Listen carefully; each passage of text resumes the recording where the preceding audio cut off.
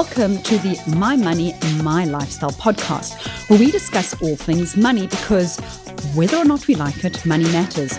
I'm your host, Maya Fisher-French, and today I'm joined by Adrian Hope-Bailie, who is founder of Fynbos Money. So this is a platform, a new investment platform that aims to make investing simpler and hopefully cheaper, because that's what we all want. So welcome, Adrian. Thank you. Okay. Nice to be here. And, it's very interesting. You and I have had a discussion before, and I was saying to you that the most common question I get from people is, where do I start investing? So people know they should be investing, but they're faced with this universe of investments. I think there's like over 1,000 unit trusts, for example, just to give you an example. There's more unit trusts than there are shares on the Johannesburg Stock Exchange. And, they just don't know where to start.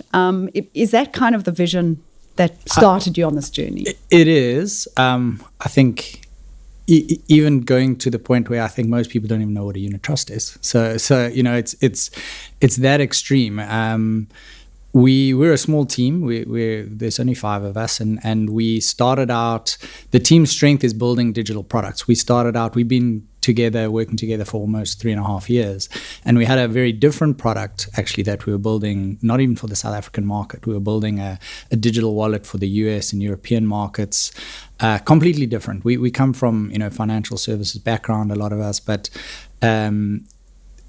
long story short, that product is something that we've sold the IP and moved away from, and part of that was around this time last year. So about a year ago, we made a decision. We wanted to change focus. We wanted to focus on a local problem, something that was actually acutely affecting all of us personally, friends and family, and that was exactly the problem you described. So one of my co-founders, Matt, is quite a student of investing. He's very interested in it, and he found himself being like the family expert or the expert amongst his friends who would come to him and say, "What must I do?"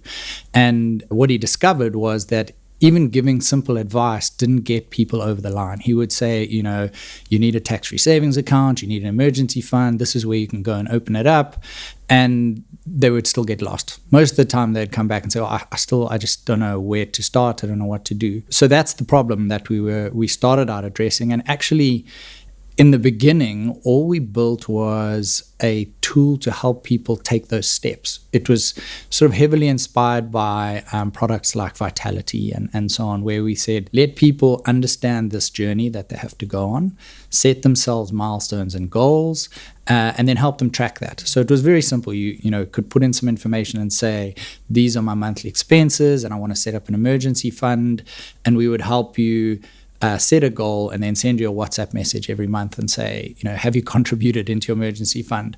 What we discovered very quickly is everyone said no, or they would just start ignoring us. And so we realized that the real problem is not only telling people what to do, but kind of taking them on that journey. And so we spoke to a number of other people in the industry who are trying to solve this problem or in this space, and ultimately came to the conclusion the only way to do this was to build the actual accounts themselves into the platform, and so that's what we did. So we've built an emergency savings fund or a savings facility and a tax-free savings facility into the product, and since then we're evolving really what the product offers on top of those two facilities. Whilst you were speaking about trying to get over that hurdle of have you started your emergency fund, I always think that's the one value that a financial advisor actually offers, is that they force you to do that. They force you to fill in the paperwork, and I often say New Year's resolution, fill in the paperwork. I mean, it's actually quite challenging. And I think it's also motivation. I'd rather go and sit on the beach than have to fill in an application form. But you spoke about the tax-free savings accounts and the emergency fund, and why it's really simple, ticking the boxes. Why those two products? Well, ironically, I took on an advisor 10 years ago, I think, sort of just as I was starting a family and so on. I've never been told to start an emergency fund or a tax-free savings. I've got a life insurance policy and disability and an RA and all of these things, this holistic plan. And if you go look online and you find, look for advice or guidance, those are the first thing anyone will tell you is get an emergency fund. Nobody tells you how to get in it. What is emergency fund? They just tell you have an emergency fund, and they'll help. There's guidance around, how to pick that number and so on. So for us, the focus was, how do we give people guidance without taking them on as customers for formal advice? And I guess there's a few things to unpack there. Is probably the biggest problem we uncovered. So we were solving a personal problem, but what we realized as we dug in is the real problem is the way fees work in the industry around advice, because you're going to somebody who's highly qualified, who probably would charge their time out at maybe 1,000 Rand an hour, and you're asking them what to do with your 500,000 Rand a month. And if they're going to take a percentage of that, I mean, you've got to do the maths. You need to have investable assets, not just a net worth, investable assets of 1 million Rand or more for it to be worth their time. So that whole, we looking at that was sort of how we decided then, when we added the accounts and we introduced this concept of being able to actually use us to do the investing, was to say, take all of that out. It's that model doesn't work. You've got to be paying for the value you get at a fee that matches the service you're getting. So we're big advocates for flat fee financial services. And then if you pay your fee for access to the platform for the service you're getting, then you shouldn't be paying a percentage of what you're putting away as well. And so it was very easy for us to then structure a product where we can digitize all of that, keep our costs really, really low, and be able to actually offer that for free. It's interesting for us, all coming from kind of a digital product background. That's our expertise. It was sort of fascinating to dig in and realize how far behind the investment industry is in terms of digitization. As you say, all the paperwork, it's crazy. Ironically, that's how we ended up partnering up with our shareholder who joined. We have a partner who joined the business when we started this new journey, and he's a financial advisor, and he has a registered practice and so on, and we operate under the license of that practice. And that was the problem he was trying to solve. He had always had this vision of building a practice that he could really digitize and take away a lot of the admin and so on. But it's very difficult when that's so entrenched, right? And so part of what we've been learning along the way is there's just so much opportunity to cut out costs, cut out fees, cut out intermediaries who are not really adding value, give people the ability to, the way we put it is, take out as much as possible between the person and their investment. When they put the money in, get it into the fund that they want to invest in as quickly as possible with as few steps, because every step in the existing ecosystem costs them a little bit of money, so that by the time the 100 Rand or 1,000 Rand they've put in lands on with the asset manager, it's worth 95% of that or worse. And it's quite an interesting, when I remember when tax-free savings came out in the beginning, there were advisors who said to me, it's not worth it because the minimums are so low. So you must remember, I think it started out at 2,500. Yeah, and 2,500 a month. Low, yeah. And I was saying, but even now, 3,000 Rand, it's a lot of money. I mean, I think for most people it's a lot of money, but I think from their perspective, it wasn't enough money because of their fee generation. And that's not, and I'm a big fan of good financial advice, a huge fan. So it's not to say you don't give financial advice, but exactly that. It's not worth their while in terms of all the admin, and remember the compliance costs and that's 100% needs the analysis problem. they have to do. I mean, the regulation that has been dumped on financial advisors is unfortunately doing the opposite of what it was supposed to do, which was protect the consumer. It's now making it only available for higher income earners or people with higher net asset value. So so we need these kinds of solutions. But you have specifically chosen only tax-free savings accounts as your sort of long-term investment. And I just have to tell you that I've written a column about why I love tax-free savings accounts and why I think everybody should start with if you got your first 3,000 Rand disposable income, use it. You'd have to be insane not to use a tax-free environment. But what I love about what you've done is that you've separated emergency savings from tax-free savings accounts, because that's the mistake I find everyone makes.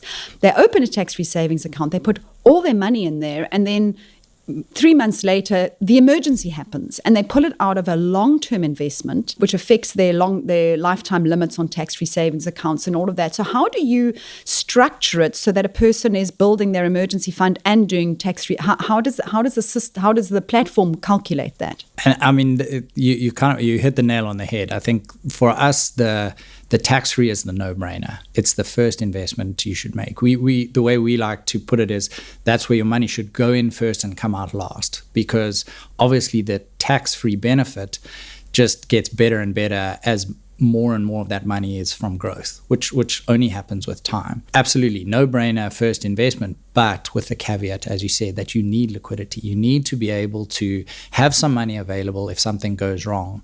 And that's that emergency fund that everyone tells you have to have, but doesn't explain why. And a lot of people will say... where to put it. Exactly. And they'll say, you might have an emergency medical expense, or you might have that. That's fine, but why is it important then that I have an emergency fund and I don't just take it out of my tax-free? And the reality is your emergency fund is your insurance policy on your long-term investments. It's the thing it's the buffer there that helps you stick to your plan. Like you, we are big fans of good financial advice and planning, but if you've put this whole plan together and you've got a plan for the next 30 years with all of your long-term investments, the last thing you want to do is now deviate from that plan because something's happened that you didn't expect. And so the plan has to start with laying down the insurance and then doing the investing. So the way we do that is we provide both facilities, but we also have what we call automations. So as soon as somebody puts money into the platform, the automations determine where to allocate it. And by default, we'll put into your emergency savings first until that reaches the limit that you've configured, and then we'll start contributing to your tax-free. You can go and override that, and you can tell us, I've already got emergency savings somewhere else, or I've got tax-free somewhere else, because the other thing we want to do is prevent you going over your contribution limits on your tax-free. So all of that's built into the platform, and you can run a single debit order or do an EFT, and all of these things sort of cascade down. And what we're rolling out next week is our paid product, which then introduce a bunch of new options like savings goals. So you can say, well, I want to, first money must go into emergency savings. Once that's topped up, start saving up for a holiday or something else. That should also not be going into your tax-free. So that should also go into a short-term savings part where it's beating inflation, it's earning something, but you're going to take it out in 6 months or a year or even 5 years. Definitely not a tax-free savings contribution. We like calling it a tax-free investment to try and get away from this mindset that it's the biggest it's mistake ever made was the name. I couldn't agree more. It should have been called a tax-free investment account, and everyone would have understood what it was for. So I think what the genius of what you've done, okay, this is for me the genius of it, is saying there's one debit order. Yeah. Because people say, so I've got to put how much into emergency and how much into my goals and how much, and it gets confusing. Now I've got to open 3 accounts, right? I've got to manage it, and I've got to remember it, and I've got to update, put money into each of those. So you're saying, I have 5,000 Rand a month to invest, or 1,000 Rand, whatever it is, I will put that in and it will allocate it, and I'll now have my emergencies growing, I'll now have my tax-free and growing, and if there's another goal. I love that. I think that is probably the most powerful element of it, because my next question, we're going to get to fees, but my next question was, how do you differentiate between some of the other platforms that are already out there, a Frank, an Easy Equity, or even something like Stash? How are you different from them? Sure. Interestingly enough, we know a lot of the founders from those platforms. We've spoken to all of them in the journey getting here. As I said, when we started, we were building what we considered sort of an overlay on top of other people. People like Easy Equities. We had in mind that someone would use our platform to help figure out what to do, but then actually execute it on Easy Equities. And we had a call with Charles Savage and his team, and they were really helpful. They were fantastic in terms of understanding what their journey had been, but they recognized that their product is for quite sophisticated users at the end of the day. People are trading on Easy Equities. You're picking individual shares. They have the facility to go and create a TFSA and to pick index funds like we have, but you have to know what you're doing. And I think that was the gap, and that's how we would differentiate from an Easy Equities is our product is designed for people who want to set it up and forget about it. And that's the thinking behind the automations and so on. Is if you speak to financial advisors or you look online at the advice people are giving, the best way to build long-term wealth is consistency, and the best way to get consistency is to have a system. You need to set something up that you don't have to, as you say, worry about every month. Set up the debit order, forget about it. That money's gone off, and you can forget or stop worrying about where it is. In 30 years' time, there's your nest egg waiting for you. So the idea was to take all of that sort of mental, I don't know what to call it, all of the thinking out of it for the end user, so that they've set it up and they can forget about it. I think how we would differentiate from a platform like Frank, and again, we know Seb and Tom, they've been doing a great job. I think 8 years now that they've been around. For us, big focus on tax-free savings. I think for them, they don't have a tax-free facility. For them, it was more about helping people just get into saving and understand that basics of like saving. For us, it was about long-term wealth creation and investing. And there's subtle differences there, but you can see it in how we've executed our two products and how the pricing differs. Their pricing is very, very simple. But in our opinion, and we said this to them, so this won't be a surprise, in our opinion, their pricing is too high because of their simplicity. They make the overall price 1%, but that means the fund plus the platform adds up to 1%. Whereas depending on which fund you choose, you've got different fees. So we don't charge a platform fee. We rather have a platform subscription. You pay a monthly fee. That's what you pay us. Everything else is going to the asset manager who's managing the fund, and separating those two. So I think that's where we diverged in thinking and approach quite dramatically from Frank. Stash, I don't know. I don't have a lot of good things to say about the big FSPs in South Africa, the big old traditional ones. I've been in financial services in South Africa for getting on 20 years now. The reality is innovation is very, very difficult in organizations that big. So maybe for the listeners, Stash is Liberty. Yes, it's very difficult. They get caught up in organizations like that have antibodies against change. That's just how they are. Everything is ticking along very nicely. They're all making lots of money. There'll be some poor person or group of people in an innovation team who come up with great ideas and products, and invariably those will slowly wither on the vine and die because the antibodies within the organization are all just going to attack them until eventually they lose the war. Well, I just to defend Stash, my husband uses it, so and you know him, so yeah. So I think Stash has got an interesting space. It's with the fact that you can just put money in through your as you're spending. Absolutely. So it's a very different model. I agree. The thing about the roundup and the idea of rounding up, I've got an expense, let me round it up and put that money away. I think great idea. I would call that a product feature, not a product though. That's something that anyone, Frank, Easy Equities, Fainboss could add to their product. There's a few products we've looked at overseas that we've taken a lot of great inspiration from: Wealthfront, Nutmeg, Acorns, and others. And roundup cards are a feature of most of theirs. The challenge in South Africa is, this is our world we come from, is payments. Is rolling out a card in South Africa as a feature of a product is actually quite expensive. It's a lot more expensive here than in other countries. A lot of those guys who roll out a card actually earn revenue from that card. In South Africa, you have to charge your customers for that card. So it's something we're looking at on our roadmap down the line, but I think it's a distraction for now. Well, let's get to the fees, because that's always the question.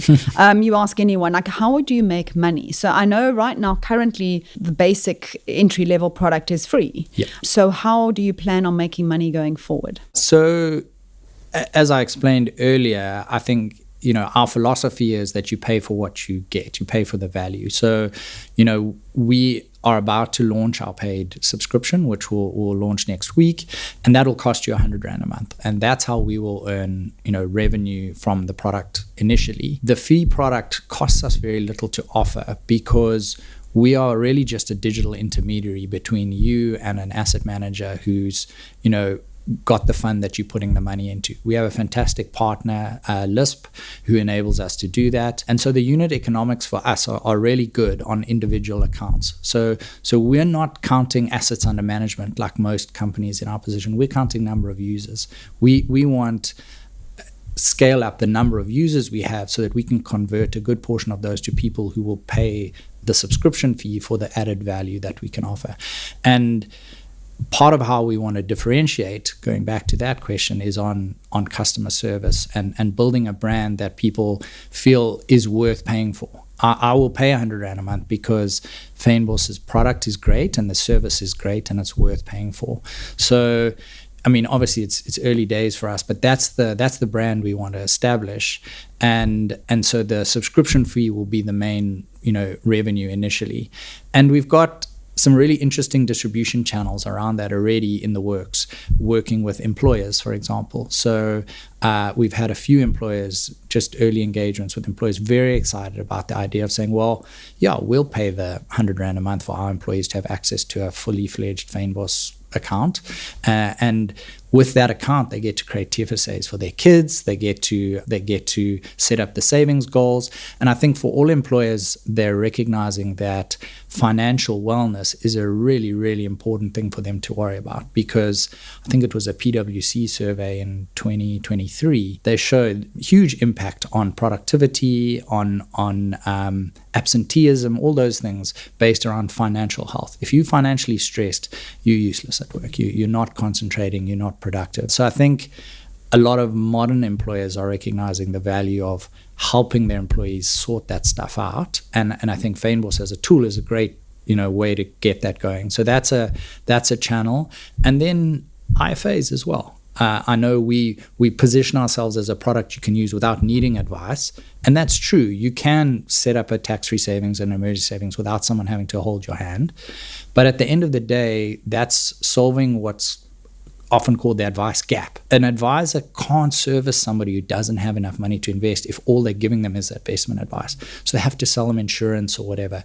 But there are advisors who don't want to do that. So if you are, servicing a high net worth person and they come to you and say, can you help my son or can you help my daughter? What do you do as an advisor? And we're trying to say, well, just plug them into Fainboss. You can stay their advisor. You'll be on record. You'll be able to log in and see what they're doing. But basically, they're not going to cost you any time or effort anymore until they get to a point that now you need to sit down with them and do some planning or whatever the case may be. So there's a lot in the works on that side. And I'm very confident that just that digitization of that process and the value we can add on top there is something people will pay for and that we can generate enough revenue from. So I think it's important just for the listeners to understand there is a basic entry level one that's free and will remain free. Yep. That's you have a debit order and it goes into emergency fund and then the tax-free savings account. If you pay 100 Rand a month, then you get a whole lot of extra features, which includes goal saving, additional tax-free savings accounts for family members, and probably additional things you'll bring on down the line. Yeah.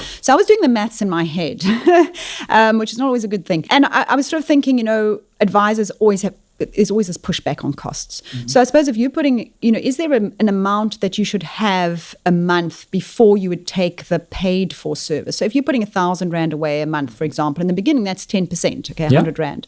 Yeah. But by the end of the year, you've got 12,000 Rand. So what's it then? It's becoming 1%. That would be correct. Yep. And then every year it gets cheaper and cheaper and cheaper. So yes, in the beginning it would take some of your money. Yep. But I suppose if you're somebody who's got 200 Rand a month, it's not going to make sense to go on the paid platform. So have you done some sort of idea of like, if you have this much to put away every month and you've got all these goals, the paid for would be worth it? Absolutely. That's the reason we have the free plan. I think we couldn't go out there and say we're trying to solve this problem that we say we want to solve, but only for people who can afford 100 Rand a month subscription.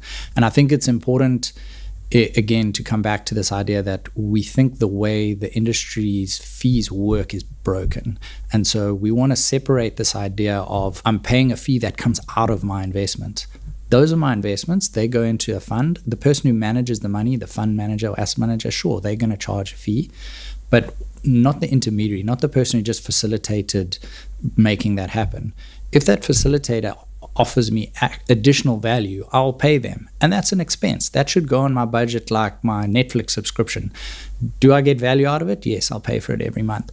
So I kind of see them as separate things. If you do the maths, as you say, and you say, I've only got 1,000 Rand a month to invest, the way I would think about it is invest that 1,000 Rand a month. Can you afford another 100 Rand a month to pay for access to our platform?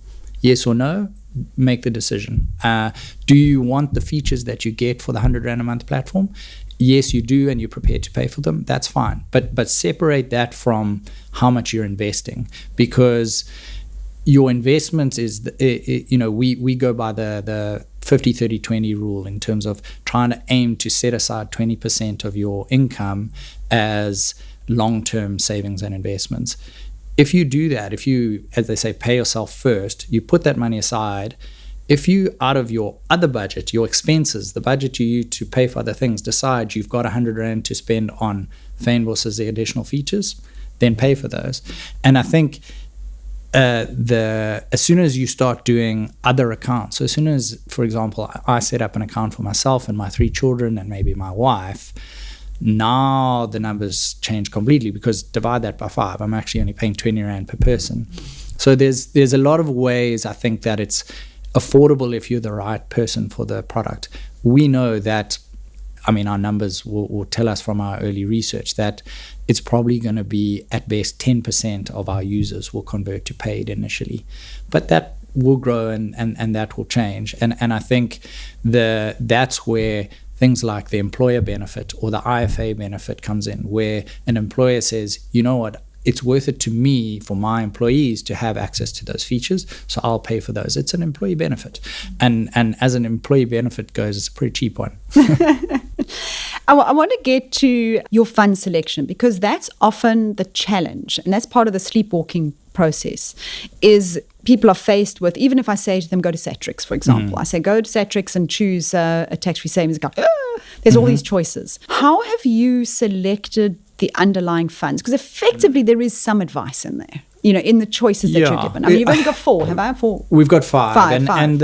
And we have one for all of our savings go into Alan Gray's money market. So that's the emergency fund. Yeah, so the emergency fund and the saving pots, all of that would be money market. And that may change over time. We may offer other slightly longer term, sort of call it medium term savings, which are different. But for now, that's how that works. The TFSA, we didn't want to pick one. So we decided we would set some criteria and pick 5 funds from different asset managers that sort of fit in that criteria, but not all identical.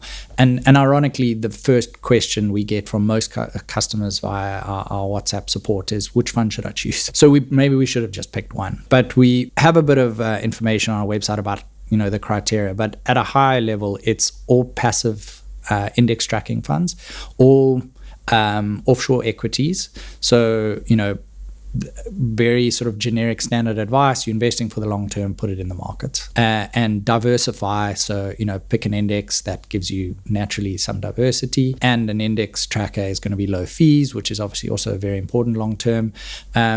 So we have a variety of index tracking offshore equity funds. Some of them have a little bit more of a slant towards a specific sector or geography. So S&P 500 is or only American stocks. There's an S&P 500 Infotech, which is even more specific as Infotech. And a lot of that is just, that's what people have asked for. The most generic would be the MSCI World, for example, fully globally diversified, stocks from all over the world. But then there's also, we do have some that are only large cap and then shares, and then some that are a bit more broad as well, and that diversity. And this is where we sort of trying to walk a line of, we don't want to give advice. We don't want to become advisors, because that comes with a whole lot of overhead that introduces cost that takes us away from our mission, which is give you something that allows you to do it yourself.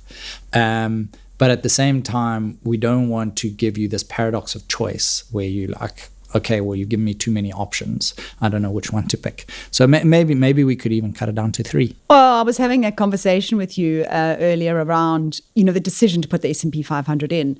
And you were saying, well, people are asking for it. Yeah. Now, sometimes we have to protect people from their own lack of knowledge. So if you're not familiar with the markets and you've seen that the S&P 500's gone up massively, and especially the info, the big seven have just blown the markets away, you want to climb in it. If you go and speak to an asset manager today, they're selling that stuff because they say it's too expensive. So, and I'm ex-stockbroking. So one thing I can tell you is that retail clients tend to are always way behind where they need to be. And, I suppose that would be my one comment is I would stay away from anything that was sector specific, even if people are asking for it. Then you can say, well, you know what?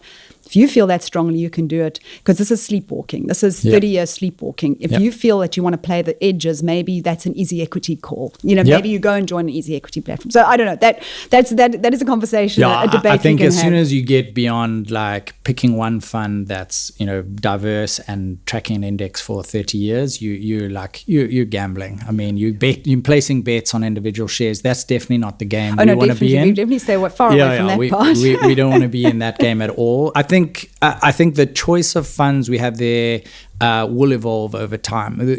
As an example, we're already exploring adding some Sharia compliant options there. So, that's something we would love to be able to support, especially in Cape Town. A lot of like our friends and neighbors and so on would be looking for that as an option. So that will evolve, I think, over time. And it's a difficult balance between we want to give people what they want, and we want to give them a product that they are drawn to and are interested in using, without like being nannies. We're not going to just tell them what to do and treat people like idiots. So there's a balancing act to be played there.